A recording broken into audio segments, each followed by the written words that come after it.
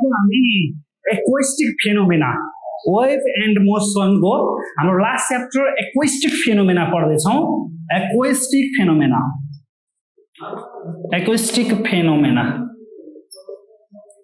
अब acoustic phenomena भनेको के हो भन्दाखेरि साउन्डको बारेमा पढ्ने। Production of sound, transmission of sound and reception of sound, that is called the acoustic phenomena.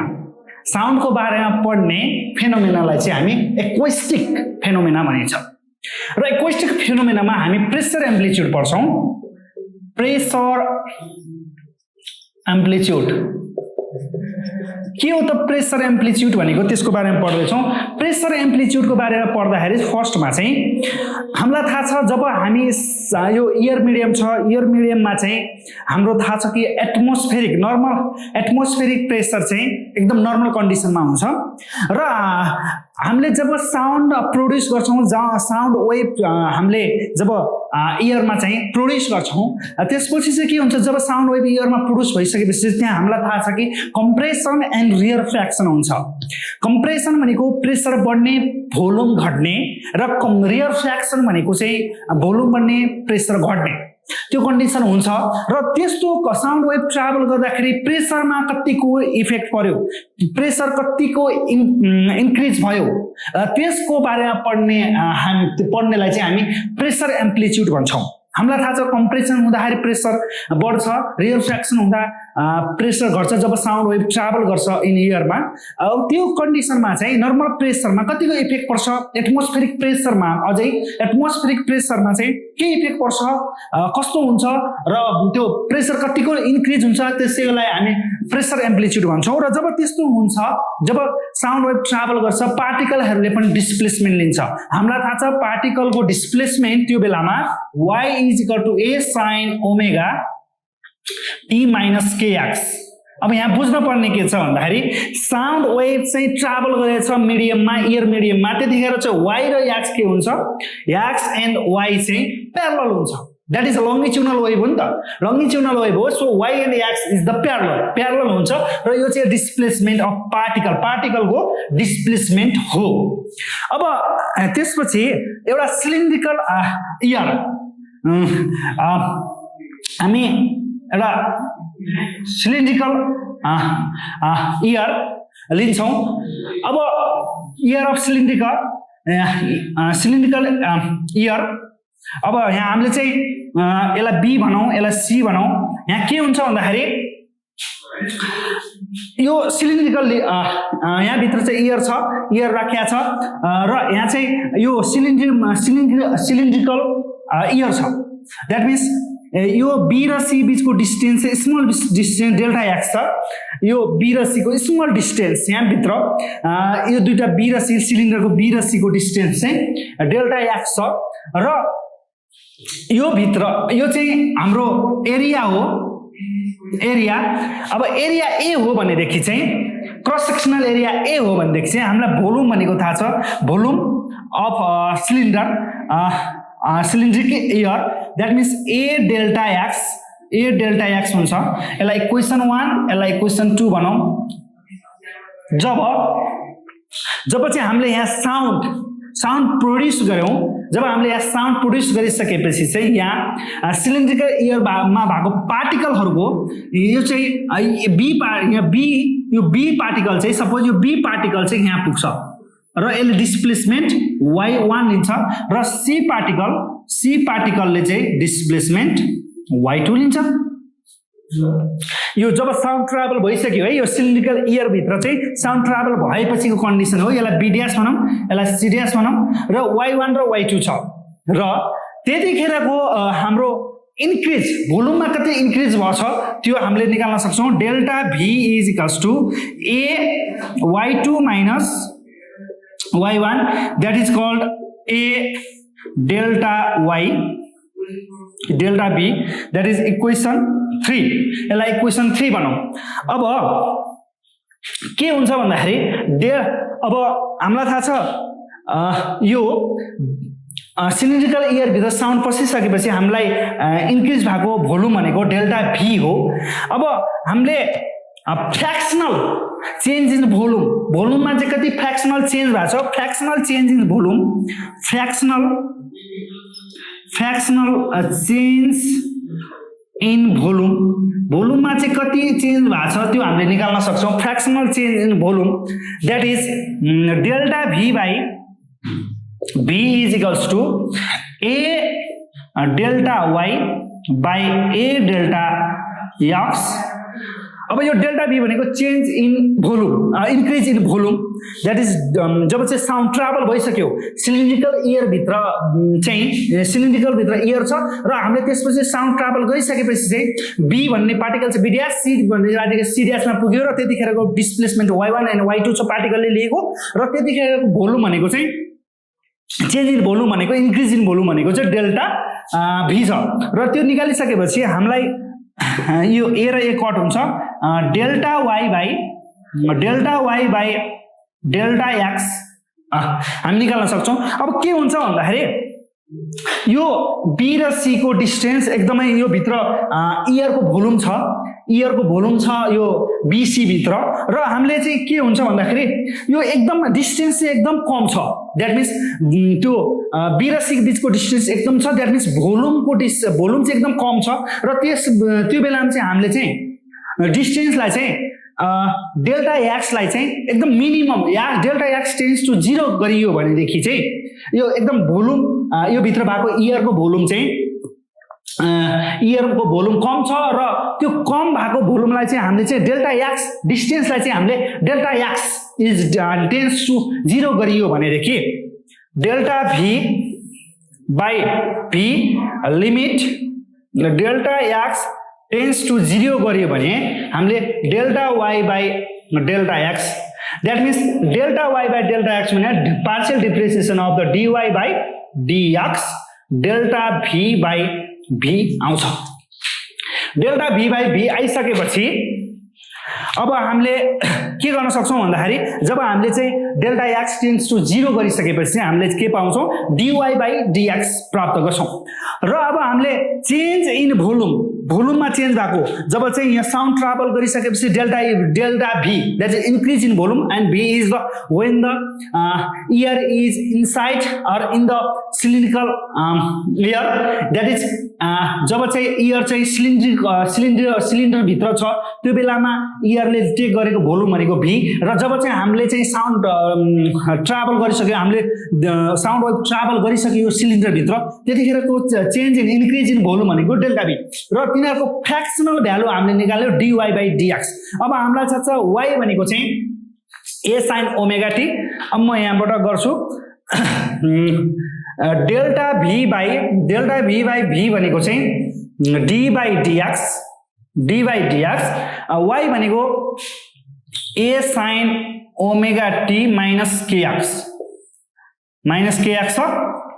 अब delta V by V is equals to के हुँदो रहेछ भन्दा डिएक्स यो टाइमलाई चाहिँ कन्स्ट्यान्ट राखेर डिएक्सलाई भेरिएबल गरेर हामीले डेरिभेटिभ गर्यो भने ए यो माइनस के हुन्छ ए माइनस ए के कस ओमेगा टी माइनस के एक्स हुन्छ यो भ्यालु आउँछ। अब यहाँ माइनस भनेको के हो माइनस चाहिँ कसरी आयो भन्दाखेरि हामीले यसको डिफ्रेन्सिएसन डेरिभेटिभ गरिसकेछौँ पार्शियल डेरिभेटिभ गरिसकेपछि चाहिँ हामीले चाहिँ यो प्राप्त गर्छौँ र अब हामीलाई के कुरा थाहा छ अर्को भन्दाखेरि जब पार्टिकल चाहिँ मिडियममा ट्राभल गर्छ इयर मिडियममा ट्राभल गर्छ पार्टिकलहरू इयर मिडियममा ट्राभल गर्दा हामीलाई थाहा छ कम्प्रेसन र रियर फ्र्याक्सन त्यहाँ हुन्छ वेभले कम्प्रेसन एन्ड रियर फ्र्याक्सन बनाउँछ र पार्टिकलहरू इयर मिडियममा ट्राभल गर्छ भन्नुको मतलब चाहिँ के छ भन्दाखेरि चाहिँ त्यहाँ चाहिँ हामीलाई थाहा छ चाहिँ पार्टिकलहरू जब ग्यास भनेको इयर भनेको ग्यास मिडियममा हुन्छ द्याट मिन्स त्यो बेलामा चाहिँ हामीलाई चाहिँ इलास्टिसिटी मोडुलस अफ इलास्टिसिटी पनि क्याल्कुलेट गर्न सक्छौँ त्यो भनेको चाहिँ बल्क मोडुलस हो र बल्क मोडुलस हुन्छ जब चाहिँ इयर मिडियममा चाहिँ पार्टिकलहरूले डिस्प्लेसमेन्ट लिन्छ वा साउन्ड ट्राभल गर्छ त्यो बेलामा चाहिँ हामीलाई थाहा छ मोडुलस अफ इलास्टिसिटी भनेको बल्क मोडुलस हो र बल्क मोडुलस भनेको हामीलाई थाहा छ बल्क मोडुलस भनेको B is equals to minus DP by dv by v, यसलाई यसै लेख्न सकिन्छ minus b equal to minus delta p by dv by b, यसरी लेख्न सकिन्छ। अब यो डेल्टा p अनि यो माइनस साइनले के जनाउँछ भन्दाखेरि चाहिँ यदि प्रेसर बढ्यो भने चाहिँ भोल्युम घट्छ, प्रेसर बढ्यो भने भोल्युम घट्छ अथवा भोल्युम बढ्यो भने प्रेसर घट्छ। द्याट मिन्स कम्प्रेसन र रियरफ्याक्सन भनेको त्यही त हो। कम्प्रेसन र रियरफ्याक्सन, प्रेसर बढ्यो भने भोल्युम घट्ने, भोल्युम बढ्यो भने प्रेसर घट्ने, त्यो कन्डिसन हुन्छ। र यो माइनस साइनले त्यही जनाउँछ। र हामीले त्यो माइनस साइनको where minus sign denotes when the pressure is increases volume is decreases and vice versa भनेर लेख्न सक्छौँ। र त्यो भनेको चाहिँ कम्प्रेसन एन्ड रियरफ्याक्सन हो। कम्प्रेसन एन्ड रियरफ्याक्सन हुँदाखेरि चाहिँ प्रेसर र भोल्युमको कुरा आउँछ र यो माइनसले त्यही जनाउँछ। र हामीलाई एकपछि हामी के गर्न सक्छौँ भन्दाखेरि यतापट्टि आएँ म। अब हामीलाई डेल्टा v बाई v भनेको यो क्वेसन 3 भन्दिम। डेल्टा v बाई v भनेको भ्यालु हामीले यहाँ ल्याउन सक्छौँ र माइनस माइनस प्लस हुन्छ र b भनेको चाहिँ हामीले निकाल्न सक्छौँ। b is equals to delta p by ak cos omega t minus kx हुन्छ, माइनस kx हुन्छ। र हामीलाई अब यो यतापट्टि ल्याउँ, डेल्टा p को भ्यालु निकाल्नु। डेल्टा p भनेको चाहिँ bak cos omega t minus kx हुन्छ। अब हामीले यहाँ बुझ्न पर्ने कुरा के छ भन्दाखेरि प्रेसर एम्प्लिट्युड भनेको म्याक्सिमम प्रेसर हो। यसलाई हामीले लेख्न सक्छौँ delta p Max, delta p Max. यो डेल्टा p म्याक्स भनेको नै हाम्रो प्रेसर एम्प्लिट्युड कतिको छ त प्रेसरमा इन्क्रिज, त्यो चाहिँ हामीले प्रेसर एम्प्लिट्युड भन्न सक्छौँ र त्यो भनेको चाहिँ डेल्टा p म्याक्स हो। अब हामीले के गर्न सक्छौँ भन्दाखेरि प्रेसर एम्प्लिट्युड भनेको delta p is equals to delta p max हो, p म्याक्स हो। अब प्रेसर एम्प्लिट्युड निकाल्न पर्यो, त्यो डेल्टा p म्याक्स म्याक्सिमम हुनको लागि अब हेर्नुस् है, delta p is equals to bak cos omega t minus kx हो। अब के हुन्छ भन्दाखेरि यो डेल्टा p हो। अब यो डेल्टा p म्याक्स हुन पर्यो, प्रेसर एम्प्लिट्युड हुनलाई डेल्टा p म्याक्स हुन पर्यो। त्यसको लागि चाहिँ डेल्टा p म्याक्स हुनको लागि म्याक्सिमम भ्यालु कुन बेला आउँछ जब चाहिँ cos को भ्यालु 0 देखि 1, मिनिमम हुनको लागि 0 हुनु पर्यो र म्याक्सिमम हुनको लागि 1 हुनु पर्यो। हो त्यो कन्डिसनलाई चाहिँ हामी डेल्टा मिनिमम डेल्टा म्याक्सिमम र डेल्टा मिनिमम भन्छौँ। प्रेसर एम्प्लिट्युड भनेको डेल्टा म्याक्सिमम हो। डेल्टा म्याक्सिमम हुनको लागि चाहिँ यो cos omega t minus kx को भ्यालु 1 हुनु पर्यो। That means delta p max is equals to that is pressure amplitude is equals to bak। यसलाई चाहिँ हामी प्रेसर एम्प्लिट्युड भन्छौँ र प्रेसर एम्प्लिट्युड निकाल्न सक्छौँ। यति गरेपछि हाम्रो प्रेसर एम्प्लिट्युडको सोधिरहेछ, 4 मार्क्समा आउने क्वेसन हो र तपाईहरुले यति गर्न सक्नुहुन्छ। Thank you. अब हामी इन्टेन्सिटी अफ साउन्ड, साउन्डको इन्टेन्सिटीको बारेमा पढ्दैछौँ। इन्टेन्सिटी अफ साउन्ड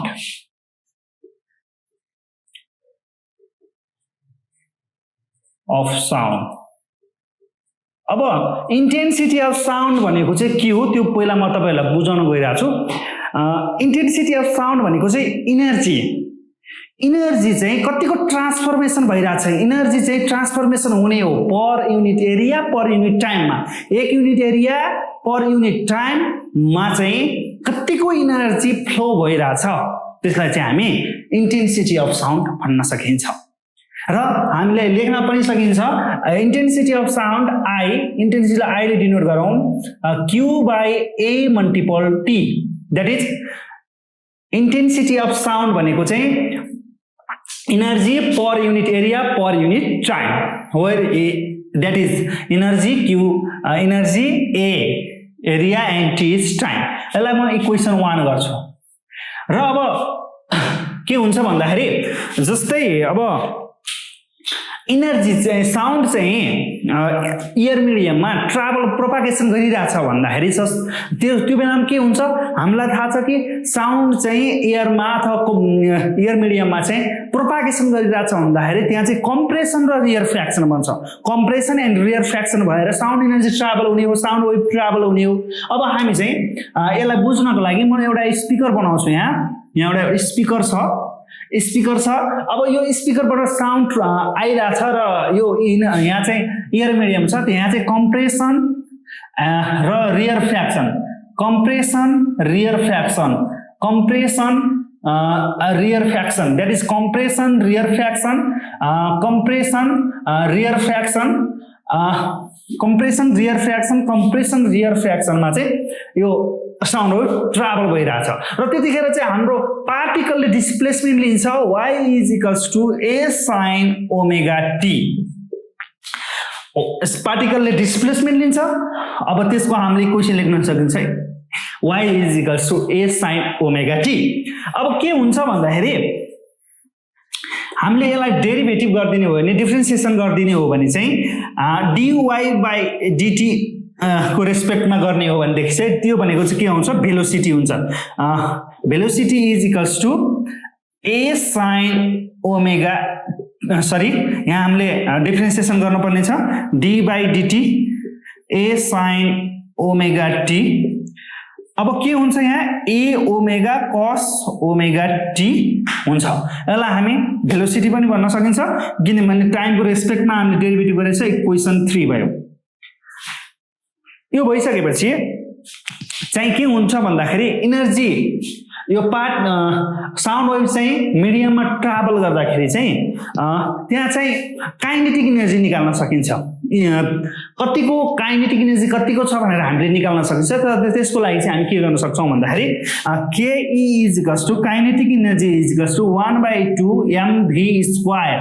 होइन अब यहाँ एउटा कुरा छुटाउन नहुने कुरा के छ भन्दा यहाँ is mass of year of layer यहाँ त इयर लेयर यहाँ चाहिँ इयरहरु छ अब इयरको लेयरको मासलाई चाहिँ हामी यहाँ m भन्छौं यो मास भनेको चाहिँ layer air layer of mass of air लेयरको चाहिँ इयरमा लेयर कतिको इयर छ त त्यो लेयरमा टोटल त्यसको मास चाहिँ हामीले m भन्न सक्छौं where m is the mass of ear layer where m is mass of ear layer then यो पार्टिकलहरु चाहिँ मिडियममा इयर मिडियममा प्रोपागेसन गर्दाखेरि इयरको त मास हुन्छ नि हो त्यही हो त्यो टोटल मास लेयरमा भएको मासलाई चाहिँ हामीले m गरेछौं र हामीले 1/2 mv² गर्यौं 1/2 m भनेको मास अफ इयर लेयर तपाईहरुले लेख्न सक्नुहुन्छ मास of year layer and v² भनेको चाहिँ v भनेको यहाँ निकालेको छौं हामीले a² ओमेगा² cos² ओमेगा t हाम्रो काइनेटिक एनर्जी भनेको चाहिँ यति आउँछ इक्वेसन 4 भन्छु म अब के हुँदो रहेछ भन्दाखेरि जब चाहिँ साउन्ड चाहिँ इयर मिडियममा चाहिँ ट्राभल गरिरहेको हुन्छ त्यतिखेर चाहिँ के हुन्छ भन्दाखेरि kinetic maximum kinetic energy maximum सुन्नुस् है जब साउन्ड चाहिँ इयर मिडियममा ट्राभल गर्छ त्यतिखेर चाहिँ म्याक्सिमम काइनेटिक एनर्जी सँग चाहिँ total kinetic energy total energy maximum kinetic energy सँग टोटल एनर्जी चाहिँ इक्वल हुन्छ र हामीले चाहिँ मिडियममा ट्राभल गर्दाखेरि पार्टिकल जब मिडियममा ट्राभल गरेको हुन्छ त्यतिखेर चाहिँ साउन्ड चाहिँ जब मिडियममा ट्राभल गरेको हुन्छ त्यतिखेर हाम्रो अर्को कुरा पनि थाहा छ के हुन्छ भन्दाखेरि सिम्पल हार्मोनिक मोसन हुन्छ सिम्पल हार्मोनिक मोसनमा हुन्छ भनेदेखि चाहिँ त्यतिखेर चाहिँ टोटल एनर्जी भनेको चाहिँ म्याक्सिमम काइनेटिक एनर्जीसँग इक्वल हुने रहेछ अब हामीले के लेख्न सक्छौं Q = ke max total energy that means total energy is equals to maximum kinetic energy यहाँ लेखौं यसलाई इक्वेसन 5 बनाऊ यहाँ म लेख्दिन्छु total energy is equals to maximum kinetic energy maximum kinetic energy सँग इक्वल हुन्छ त्यसो भए हामी अब म्याक्सिमम काइनेटिक एनर्जी निकाल्न सकिन्छ फ्रम इक्वेसन 4 बाट फ्रम इक्वेसन 4 बाट चाहिँ हामी म्याक्सिमम काइनेटिक एनर्जी निकाल्न सकिन्छ ke भनेको हामीलाई थाहा छ 1/2 ma² ओमेगा² cos square omega T यो हामीलाई थाहा छ। अब यहाँबाट के गर्न सक्छौं भन्दाखेरि अब के म्याक्स हुनको लागि यसको cos स्क्वायर ओमेगा टी को भ्यालु चाहिँ 1 हुन पर्यो। यसको value cos square omega T को भ्यालु चाहिँ 0 देखि 1, 0 भयो भने मिनिमम हुन्छ र 1 भयो भने म्याक्सिमम हुन्छ। अब काइनेटिक एनर्जी म्याक्सिमम हुनको लागि यसको भ्यालु 1 हुनु पर्यो। त्यही भएर के म्याक्स भनेको चाहिँ 1/2 ma स्क्वायर ओमेगा स्क्वायर हुन्छ र यसलाई म चाहिँ इक्वेसन 5 भन्छु। अब इक्वेसन 6 भन्छु। अब इक्वेसन 6 र इक्वेसन 5 बाट हामीले के लेख्न सक्छौं q भनेको चाहिँ के रहेछ फ्रम इक्वेसन 5 and 6 इक्वेसन 5 र 6 बाट हामीले के भन्न सक्छौं भन्दाखेरि q is equals to 1/2 ma square omega square यसलाई इक्वेसन 7 भन्छौं। हाम्रो अब q भनेको चाहिँ टोटल एनर्जी यहाँ पनि छ। अब त्यो भ्यालु लगेर इक्वेसन 1 मा पुट गरौँ। फ्रम इक्वेसन 1 यहाँ लेखे मैले फ्रम इक्वेसन 1 बाट हामीले लेख्न सक्छौं from equation 1 I is equal to q को भ्यालु लेख्दिन्छु म 1/2 ma square omega square by a multiple t। अब हामीलाई थाहा छ मास भनेको डेन्सिटी भनेको मास पर युनिट भोल्युम हो। अब मास भनेको कति आउँछ यहाँ लेखौं डेन्सिटी भनेको m/v हो, मास भनेको d मल्टिपल v आउँछ। अब हामी यो भ्यालु यहाँ ल्याएर राखौं मास 1/2 मास भनेको कति आयो डेन्सिटी मल्टिपल यो भनेको भोल्युम हो, volume a square omega square by a multiple t हुन्छ है। अब I is equals to 1/2 density multiple volume भनेको हामीलाई थाहा छ कि एरिया मल्टिपल डिस्टेन्स हुन्छ a multiple x multiple a square omega square by a multiple t। अब यो a र a कट भयो बाँकी कति आउँछ मैले यहाँ लेखिरहेको छु बाँकी यो यताबाट इक्वेसन 7 बाट मैले यहाँ आए। अब कति हुन्छ इन्टेन्सिटी भनेको 1/2 density x by t a square omega square. अब x बाइ t भनेको हामीलाई थाहा छ x बाइ t भनेको चाहिँ भेलोसिटी हो, डिस्टेन्स बाइ टाइम भनेको velocity 1/2 density velocity a square omega square. Okay intensity of sound भनेको चाहिँ कति आउनु रहेछ इन्टेन्सिटी अफ साउन्ड भनेको चाहिँ हाम्रो आयो I is equals to 1/2 density multiple volume multiple amplitude को square multiple angular velocity omega को स्क्वायर। यति चाहिँ हाम्रो इन्टेन्सिटी अफ साउन्ड को भ्यालु आयो। अब इन्टेन्सिटी अफ साउन्ड को भ्यालु यति आइसकेपछि तपाईहरुले कपी गर्न सक्नुहुन्छ। अब हामीले चाहिँ intensity of sound in pressure amplitude को टर्ममा पनि निकाल्न सकिन्छ। तपाईहरु यो कपी गर्नुस्। ओके म त्यसपछि त्यहाँबाट इन्टेन्सिटी इन प्रेसर एम्प्लिट्युड को टर्ममा निकाल्छु। Intensity in pressure amplitude in term of pressure amplitude intensity in pressure amplitude को टर्म में intensity in term of pressure amplitude pressure amplitude को टर्म में पनि इंटेंसिटी निकाल्न सकिन्छ। अब हामीलाई थाहा छ इंटेंसिटी आई भनेको चाहिँ 1/2 density v velocity a square omega square हो। अब हामीले यति गरिसकेपछि चाहिँ के हुन्छ भन्दाखेरि अब हामीले यसलाई प्रेशर एम्प्लिट्युड को टर्ममा पनि निकाल्न सकिन्छ। त्यसको लागि चाहिँ के गर्न सकिन्छ भन्दाखेरि intensity I is equals to 1/2 density velocity a square omega square भनेको हामीलाई थाहा छ ओमेगा मल्टिपल ओमेगा गर्न सकिन्छ।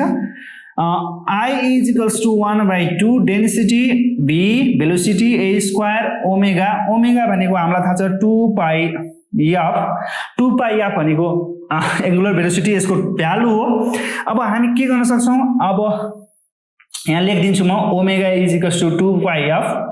अब यसपछि हामी के गर्न सक्छौं भन्दाखेरि I is equals to intensity is equals to density volume sorry velocity a square omega 2 pi, हामीलाई थाहा छ v equals to F multiple lambda हो।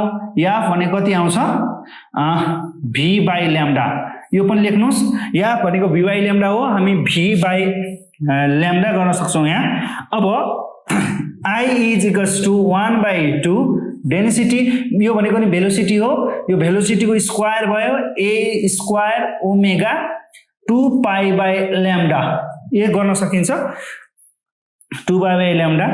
अब हामीलाई थाहा छ 2 पाई बाई ल्याम्डा भनेको चाहिँ propagation constant, that is wave number k हो, त्यो लेखौं value I is equals to 1/2 density velocity square a square omega, यो भनेको k। अब म यतापट्टि गएँ, यहाँनिर जान्छु। अब I is equals to intensity is equals to 1/2 rho a square omega k v square. अब हामीलाई थाहा छ कि जब चाहिँ साउन्ड चाहिँ ग्यासियस मिडियममा अथवा एयरमा चाहिँ ट्राभल गर्छ त्यतिखेर चाहिँ हामीलाई भेलोसिटी भनेको थाहा छ root under bulk modulus by density, हामीलाई थाहा छ, यो हामीले पढिसकेका छौं। भेलोसिटी इन ग्यासियस मिडियममा भनेको चाहिँ भेलोसिटी इन ग्यास मिडियममा भनेको चाहिँ हाम्रो के हुन्छ भन्दाखेरि root under B bulk modulus by density हुन्छ। त्यो भ्यालु लगेर हामी त्यहाँ राख्न सक्छौं। I is equals to 1/2 density a square omega k, bulk modulus by यो v स्क्वायर भनेपछि रुट काट्यो, रुट काटिसकेपछि रुट क्यान्सल भइसकेपछि हामी के लेख्न सक्छौं b बाई रो लेख्न सक्छौं। अब यो रो र यो रो क्यान्सल भयो। I is equals to 1/2 b a square omega k, that is the intensity in term of pressure amplitude। Pressure amplitude को टर्म में हामीले इंटेंसिटी निकाल्न सक्छौं र जसको भ्यालु चाहिँ हामीलाई थाहा भइसकेको छ I is equals to 1/2 ba square omega k हुन्छ। यो भ्यालु हामीले थाहा भइसकेपछि चाहिँ हामीले प्रेसर एम्प्लिट्युड को टर्म में इंटेंसिटी को भ्यालु पनि निकाल्न सक्यौं, हामीले फ्रिक्वेन्सी को टर्म में पनि निकाल्न सक्छौं। र अब मैले तपाईहरुलाई intensity of sound in pressure amplitude को टर्म में अनि इंटेंसिटी अफ साउन्ड भनेको कति हुन्छ, कसरी क्याल्कुलेसन गर्न सकिन्छ त्यो, अनि इंटेंसिटी को डेफिनेसन के हो, इंटेंसिटी भनेको के हो तपाईहरुलाई बुझाए। यो तपाईहरुलाई 4 मार्क्स मा सोध्ने क्वेशन हो र सोधिरहेको पनि छ। यति गरेपछि तपाईहरुको मार्क्स आउँछ। ओके, यो सार्नुस् तपाईहरु। अब म फेरि इंटेंसिटी कै कुरा गर्न गइरहेको छु। अब इंटेंसिटी को कुरा गर्न जाँदाखेरि हामीलाई थाहा छ इंटेंसिटी को formula I is equals to 1/2 rho v a square omega square हो भनेर है। 1/2 rho v a square omega square हो। हामीलाई यहाँ थाहा छ डेन्सिटी भनेको mass by volume, that means a is equal to 1/2 mass by volume velocity a square omega square. अब हामीले यहाँबाट के भन्न सक्छौं भन्दाखेरि अब हामीले यहाँबाट के भन्न सक्छौं, यो सर्ट क्वेशनमा सोध्ने टाइपको क्वेशन छ, त्यही भएर मैले तपाईहरुलाई भनिरहेको छु। 1/2 यहाँ मास भनेको चाहिँ vibrating ear, mass of vibrating ear, where M is mass of vibrating ear. Ear को मास कति छ त, त्यो भाइब्रेट गर्ने इयर को मासलाई चाहिँ हामी याम भन्छौं। र जति धेरै भाइब्रेटिङ इयर मास, जति धेरै चाहिँ इयर को मास चाहिँ बढी हुन्छ इंटेंसिटी बढी हुन्छ। यहाँबाट प्रुभ भइसक्यो I is directly proportional to the mass, that mass is the vibrating ear mass, this mass is called vibrating ear mass। त्यो मास इयर को मास चाहिँ हो, त्यो भाइब्रेटिङ गर्ने इयर को मास चाहिँ हो, त्यो जति धेरै भयो त्यति धेरै इंटेंसिटी हुन्छ, that is directly proportional to the vibrating air mass. हामीले यहाँबाट बुझिसकेका छौं। अब अर्को कुरा तपाईहरुलाई के थाहा छ भन्दाखेरि सोनोमिटर बक्समा चाहिँ हलो बक्स, हलो बनाएको हुन्छ, त्यहाँ खाली ठाउँ एकदम हलो हुन्छ, जसले गर्दा चाहिँ त्यहाँ चाहिँ किन त्यस्तो बनाएको हुन्छ भनेर सोध्न सक्छ, जसले गर्दा चाहिँ त्यहाँ एयर पार्टिकलहरु धेरै जान सकोस्। त्यो हलो बनाएको ठाउँबाट चाहिँ एयर पार्टिकल्सहरू भित्र सोनोमिटर बक्सभित्र जान सकोस्, जसले गर्दाखेरि चाहिँ इन्टेन्सिटी बढी सुनिन्छ। इन्टेन्सिटी पक्कै पनि बढी सुनिन्छ, किन भन्दाखेरि त्यहाँ हलो बनाइदिइसकेपछि त्यहाँ एयर पार्टिकलहरू बढी जान्छ। एयर पार्टिकलहरू बढी गइसकेपछि सोनोमिटरमा के हुन्छ भन्दाखेरि त्यहाँ vibrating mass of vibrating air particle चाहिँ बढ्छ। Mass of vibrating air particle mass चाहिँ बढ्छ भन्नुको मतलब के हो, त्यहाँ इन्टेन्सिटी पनि बढ्छ, जसले गर्दाखेरि आवाजहरू सुनिन्छ राम्रोसँग। त्यही भएर चाहिँ हलो बक्स बनाएको हुन्छ। त्यही भएर चाहिँ त्यहाँबाट हलो बनाउनुको कारण चाहिँ के रहेछ, त्यहाँबाट एयर चाहिँ धेरै पास होस्, एयर धेरै पास होस्, जसले गर्दा चाहिँ भाइब्रेटिङ एयर मास बढ्छ, जसले गर्दा इन्टेन्सिटी बढोस् भन्ने उद्देश्यले हाम्रो त्यो सोनोमिटरमा चाहिँ त्यो के हलो बक्स बनाएको हुन्छ। अनि अर्को कुरा, तपाईहरूले टेलिफोन देख्नु भएको छ, त्यो टेलिफोनमा हलो गर्ने ठाउँमा त्यहाँ चाहिँ सानो सानो पोरहरू प्वालहरू बनाएको हुन्छ। त्यो किन बनाएको हुन्छ भन्दाखेरि हामीलाई थाहा छ कि जति धेरै एयर पार्टिकलहरू पास हुन्छ, जति धेरै एयर पार्टिकलहरू चाहिँ त्यहाँ पस्न सक्छ, त्यसले चाहिँ के गर्छ भन्दाखेरि भाइब्रेटिङ एयर मास चाहिँ बढाउँछ अनि इन्टेन्सिटी बढ्छ भन्ने कुरा थाहा छ। अब त्यो सानो सानो होल बनाइसकेपछि, सानो सानो होल बनाइदिइसकेपछि के हुँदो रहेछ भन्दाखेरि त्यहाँ एयर पार्टिकलहरू चाहिँ थोरै हुन्छ। एयर पार्टिकल थोरै भइसकेपछि मास अफ भाइब्रेटिङ एयर पार्टिकलको पनि यसै कम हुन्छ। कम भएपछि त्यहाँ इन्टेन्सिटी अफ साउन्ड पनि कम हुन्छ, जसले गर्दाखेरि आवाज बाहिर जान सक्दैन, आवाज बाहिर पक्कै पनि जान सक्दैन। त्यही भएर चाहिँ त्यस्तो गरेको हुन्छ। नि हेडफोनमा पनि त्यही हो, हेडफोनमा पनि होलहरू बनाएको हुन्छ। स्मल स्मल होल किन बनाएको हुन्छ भन्दाखेरि चाहिँ त्यो इन्टेन्सिटी अफ साउन्डको इन्टेन्सिटी बाहिर नजाओस्। किन बाहिर जाँदैन, अब स्मल स्मल पोर बनाएपछि भाइब्रेटिङ अफ एयर पार्टिकल यसै कम हुन्छ, जसले गर्दा इन्टेन्सिटी कम हुन्छ र बाहिर पनि जान सक्दैन। अनि अर्को कुरा, ठुलो स्पिकरमा भोल्युम बढायो भने ठुलो सुनिन्छ हैन, अनि सानो स्पिकरमा सानो सुनिन्छ, ठुलो स्पिकरमा भोल्युम ठुलो स्पिकरमा भोल्युम ठुलो सुनिन्छ, सानो स्पिकरमा भोल्युम सानो सुनिन्छ। किन त्यस्तो हुन्छ भन्दाखेरि चाहिँ त्यो ठुलो स्पिकरमा चाहिँ भाइब्रेटिङ अफ एयर पार्टिकल जुन भाइब्रेसन गर्छ त्यसको मास चाहिँ अब ठुलो भइसकेपछि त एयर पार्टिकलहरू पनि त्यहाँ धेरै हुन्छ र मास पनि धेरै भइसकेपछि इन्टेन्सिटी बढी हुन्छ। इन्टेन्सिटी बढी भएपछि चाहिँ त्यहाँ अवश्य पनि के हुन्छ, आवाज ठुलो सुनिन्छ। र सानो स्पिकरमा चाहिँ के हुन्छ भन्दाखेरि त्यहाँ एयर पार्टिकलको vibration of air particle, mass of vibration of air पार्टिकलै थोरै हुन्छ त्यो स्मल स्पिकरमा, र त्यो स्मल स्पिकरमा एयर पार्टिकल थोरै भइसकेपछि चाहिँ त्यहाँ मास पनि यसै थोरै हुन्छ। र थोरै भइसकेपछि हामीलाई थाहा छ कि mass is directly proportional intensity, त्यही भएर मास कम भइसकेपछि इन्टेन्सिटी कम हुन्छ र आवाज सानो सुनिन्छ। यति कुरा हाम्रो सर्ट क्वेसनमा सोध्ने कुराहरू हो। अब हामी चाहिँ इन्भर्स ल पढ्दैछौँ। तपाईहरुले यति बुझिसक्नुभयो होला। अब हामी चाहिँ यसपछि चाहिँ इन्भर्स स्क्वायर ल पढ्दैछौँ। अब हामी चाहिँ यसपछि चाहिँ इन्भर्स स्क्वायर ल पढ्दैछौँ। इन्भर्स स्क्वायर ल। अब इन्भर्स स्क्वायर ल भनेको चाहिँ के हो त्यो चाहिँ हामी पढ्दैछौँ। इन्भर्स स्क्वायर ल भनेको चाहिँ हामीलाई थाहा छ इन्टेन्सिटी, फर्स्टमा हामी इन्टेन्सिटी पढ्दैछौँ।